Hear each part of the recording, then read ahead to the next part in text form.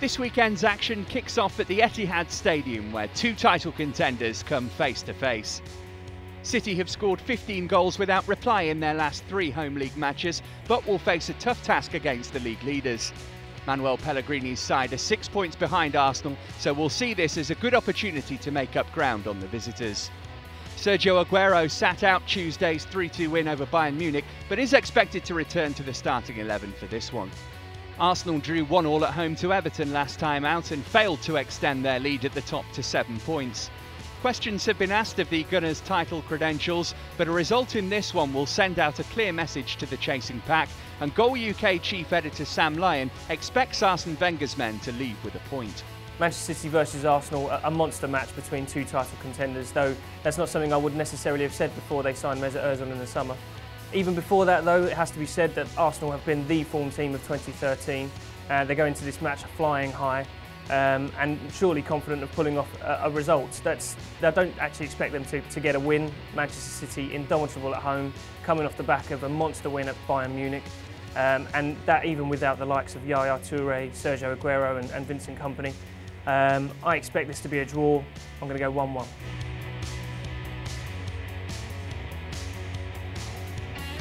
Inconsistent form has threatened to derail Jose Mourinho's first season back at Stamford Bridge, so the visit of strugglers Crystal Palace will be welcomed by the special one.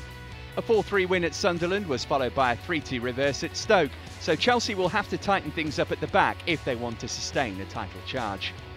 The impact of new boss Tony Pulis has seen Palace win 3 of their last 4 games and climb from the foot of the table. The Welshman's arrival has reinvigorated Marouane Chamakh, who will be looking to score for the 3rd game in a row across the capital. For Crystal Palace, I think it probably took them longer to appoint a successor to Ian Holloway than many expected, but in my opinion, in Tony Pulis, they've got exactly the right man for the job, a man who's been there, seen it and done it, got the t-shirt in terms of Premier League dogfights with, shall we say, less celebrated teams. Coming into this match, of course, off the back of 2 magnificent wins against relegation rivals West Ham and Cardiff.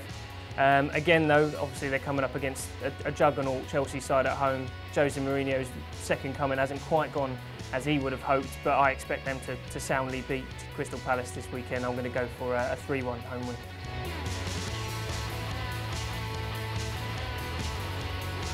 Paul Lambert's side suffered a 2-0 loss at Fulham, but a win on Sunday would see them draw level on points with their opponents. Last season's star Christian Benteke will hope to add to United's woes and end a run of 7 games without a goal. The Red Devils start the weekend 9th in the table after last weekend's home defeat to Newcastle. That result was followed by a 1-0 win over Shakhtar, in which Robin van Persie was a second-half substitute as he continues to recover from a groin injury. Aston Villa versus Manchester United, the clash of the 2 inconsistents this season. How David Moyes must wish he could play Rooney and Van Persie together every single game.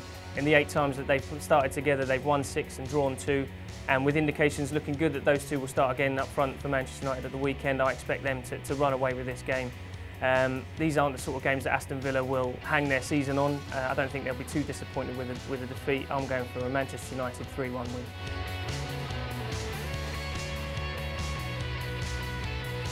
White Hart Lane is the venue for Sunday's tea-time kick-off as Tottenham Hotspur host Liverpool.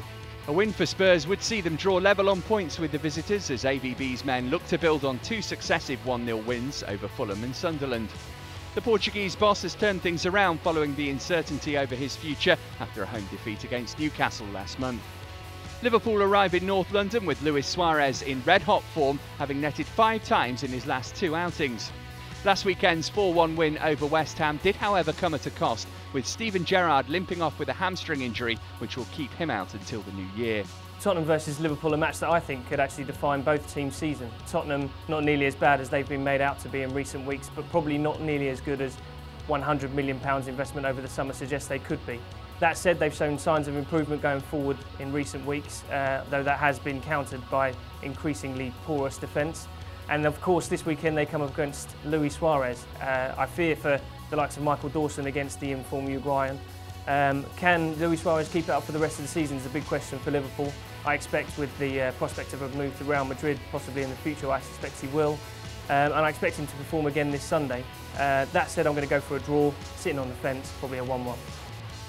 Elsewhere, Sam predicts wins for West Brom, Everton, Sunderland and Swansea, with draws expected at St James's Park and the KC Stadium. And remember, you can keep up to date with all the action on the Goal Live Match Centre.